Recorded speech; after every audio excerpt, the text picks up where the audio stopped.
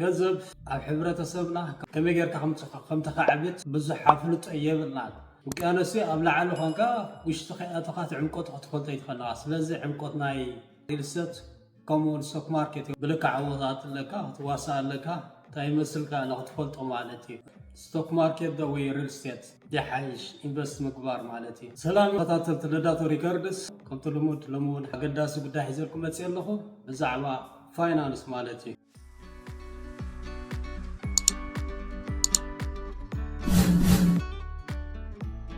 ሰላም ከመይ ትኾኑ ተኸታተልቲ ልደቱ ሪከርድስ ሓብኹም ኣርምየ ምሳኹም ዘለኹ ከምቲ ልሙድ ሎሚውን ሓደ ኣገዳሲ ጉዳይ ሒዘልኩም መፅእ ኣለኹ ብዛዕባ ፋይናንስ ማለት እዩ መቸም ገንዘብ ዳርጋ ኣብ ሕብረተሰብና ካብ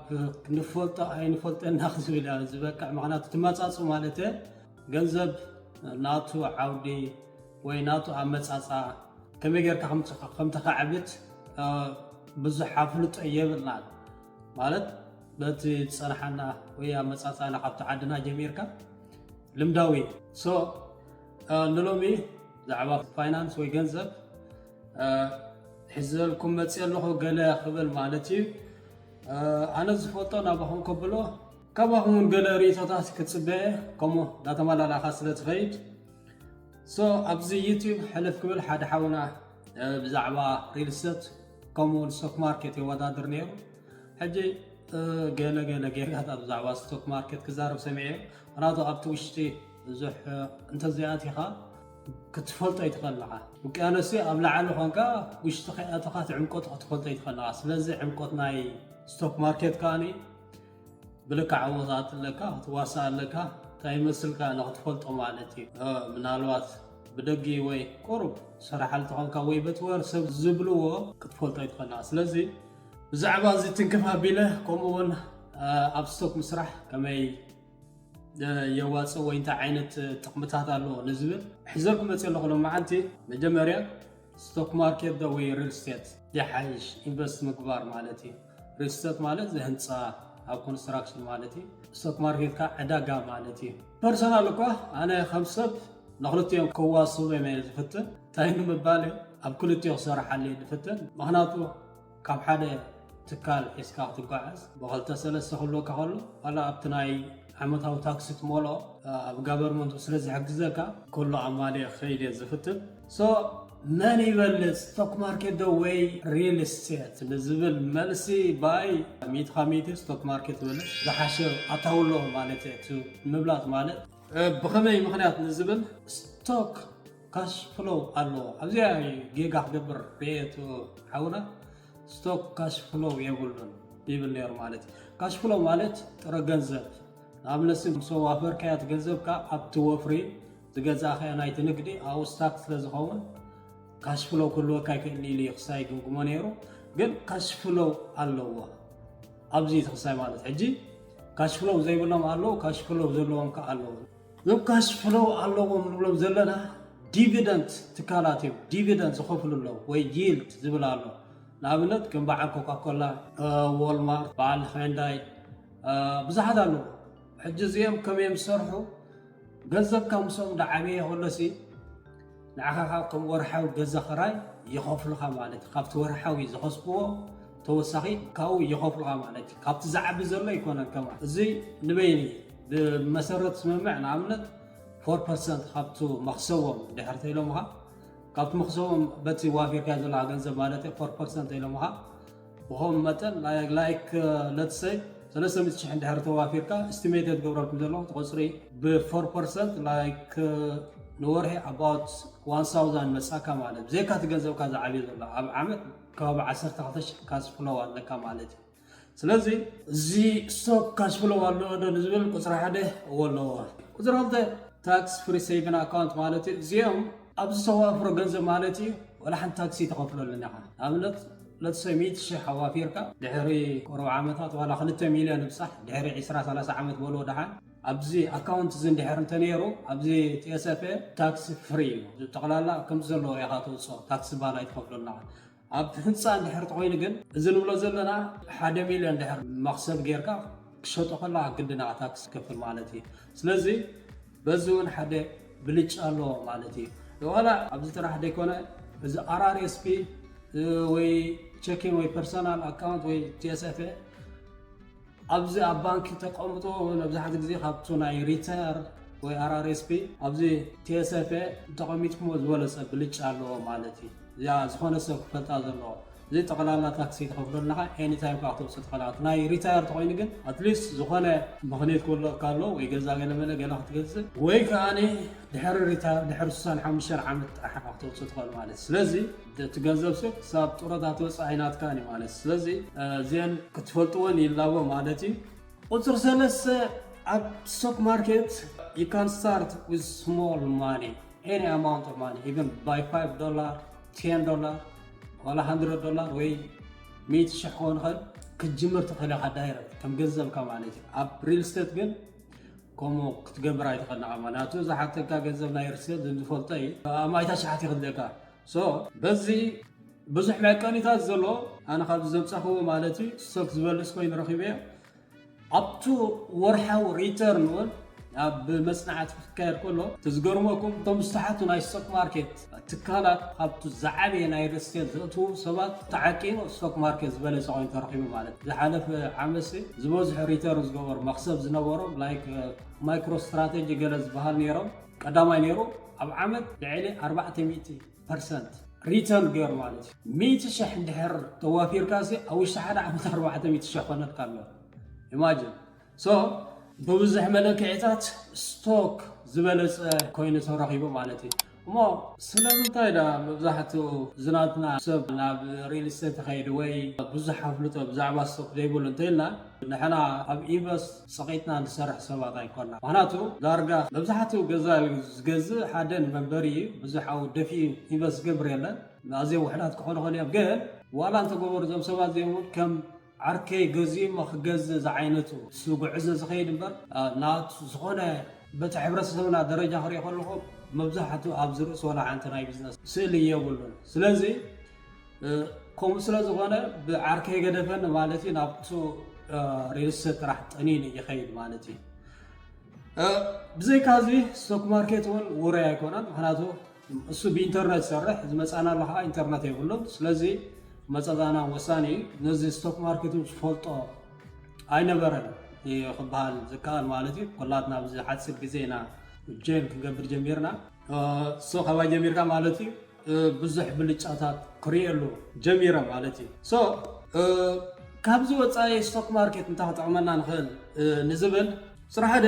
فاينانساوي فلطت مالتي فلطت فاينانساوي عالمنا بزلعه تفلط يحجزك مالتي زنتاي مالتي كاب تراسل كونكاسي عبي نغاداي كونكا مس عالم كتزارب تجمر مالتي انت هتزارب فيت نفيت بقى ديكونسي بامرا زارب تجمر بوليتيكانا عالم نابي خيرالو وردي يديب دي كور كله خدغز تجمر كديب كله كتشيت تجمر قال ناي هافتي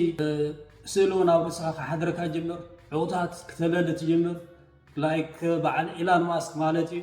أمصاصون باك جراوندهم كمي غيرهم ገንዘብ سرحو ገንዘብ كمي بزح كسايد مساكا مالتي سلازي ازيغا كتبلح تجمر مالت معناتهم سوم يخات يبس قبر سوم تكالات كفيتهم الله امريت الله صحا بانترنت كام سوم جين غير كان لها برك مالتي نابز قس كات قلقل كلها تسخاون كغله ነገር ክትገብር ከም ትክእል ይርዳእካ مالتي سلازي تطقمت انترنت كم ترى ناي فيسبوك وي تيك توك مرأيت راح ديكونه ገንዘብ ካክተዋፍሮሉ تجمر مالتي قلت له كلت تنتنان وسانه موسانه نمعبل زي مالت نفلت تنتنخان وسانه التحساسبخان يصلوا زي انتاي زبلاله مسيلكم لابد حدثب جيم دحرنا زبالا نسلي كان دحرات العل دحر تخونكا اكلاتك فيزيكال خصايقون مالتي كتنكر جمر اب ستوك متسيخا هاني يبس تقبر كلها بس موراد مدياب حافكوب زغلوت عداغا حنقولكا ونسو بزح تشالنج سلازلو اب تخسرا اب تخسو تسمع زيناتات مور يواتر دارغا اب تنتنا بوليتيكا خون ولا عادتاوي هيوتكا خون ولا مسخا زغعز سبات ابسلي نعخا ازي يقلل انت عين السبات ولا نخدكم ازي يقللكاي حنقولنا لك خمس نبلو زلنا بزح تشالنج او سلازغتمو نداسفح يخيد مور كان بسرعة ድሎ ኸይድ ማለት ስለዚህ ስኻ ኦልሬዲ ተራሰብ ኣይኮን ካና ከምዚ ዓይነት እንድሕርዳ ዓንጎልካ ብኸም ክሓስብ ተጀሚሩ ካልእ መድረኻት ብዙሕን ክትርኢ ትኽእልኻ ብኡ ማለት እዩ ቁፅሪ 3 ስነ ስርዓት ይዕቢ ትዕግስቲ ምርምር ከምኡውን ኣብ ስትራቴጂ ምጽናዕ የተባብዕ ስነ ስርዓት ዲስፕሊን እዚ እንታይ ማለት እዩ ዕዳጋ ሓደ ግዜ ይዲባ ኣሎ እንዳበልካ ይጎድል ኣብ ምጉዳሉ ሕጂ ድሕርዳ ትዕግስቲ ተዘይብልካ ይጎድል ኣሎ ኢልካ ሸይጥካ ትገድፎ ካብኡ ካብ ዊዝን 1 ሰከንድ 2 ሰከንድ ካኒ ንላዕሊ ዲ ናብቲ ዝነበሮ ማለት እዩ ስለዚ በታ ዝገበርካ ጌጋ ትዕግስቲ ክትገብር ስለዘይከኣልካ ብኢትሻሕ ክትከስብ ዝግባእካ ከሲርካ ትወፅእ ማለት እዩ ወይ ይዲባ ኣሎ እንዳበልካ ይሆን ሓደ ግዜ ይወርድ ሕጂ ይዲባ ኣሎ ኢልካ ጀይን ምስ ገበርካ ንሱ ለታሕቲ ይወርድ ማለት እዩ ሕጂ ኩሉ ግዜ ኣብኡ ብዙሕ ቻለንጅ ኣሎ ኣብቲ ዝወርደሉ ግዜ ቅድሚ ምግዛእኻ ማለት እንታይ ኢኻ ክትገብር ዘለካ ኣብዚ ሓደ ትካል ምፅናዕ ክደካ እዩ ካልኣይ ንክንደይ ዓመት ኢኻ ኢንቨስት ትገብር ኣለኻ ዴይ ትሬደር ትኾንካ ዊዝን 1 ሰከንድ ናይ ምልውዋጥ ንስኻ ምሱቕ